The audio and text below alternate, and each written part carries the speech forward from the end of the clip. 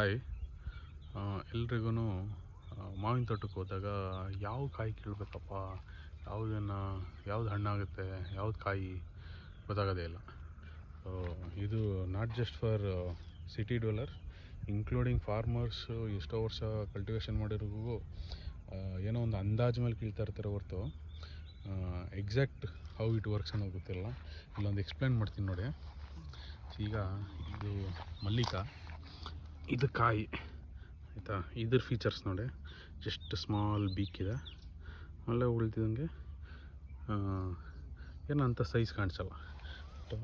ಇದು ನೋಡಿ, ಈ ಕಾಯಿ ನೋಡಿ, ಇದು ಹಂಗೆ ಇದೆ, ಓಕೆನಾ.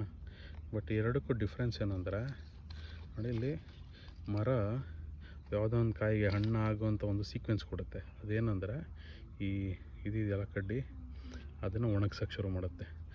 ಈಗ ಇದು ಅಷ್ಟೇ ಒಣಗಿದೆ.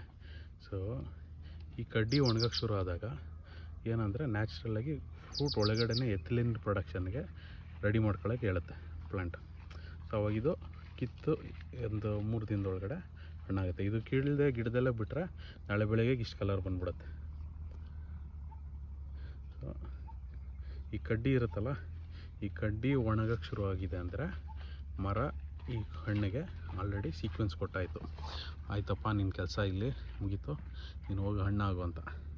ಸೊ ಈ ಥರದನ್ನ ಕಿತ್ತು ಹಣ್ಣು ಮಾಡಿದ್ರೆ ನೀವು ಯಾವ ಕೆಮಿಕಲ್ಲು, ಎಥಿಲಿನ್ನು, ಅದು ಇದು ಏನೂ ಬೇಕಾಗಿಲ್ಲ. ಸುಮ್ಮನೆ ಒಂದು ಬಾಕ್ಸಲ್ಲಿ ಇಟ್ಟಿರೆ ಒಂದು 2-3 ದಿನದಲ್ಲಿ ಹಣ್ಣಾಗುತ್ತೆ. Thank you.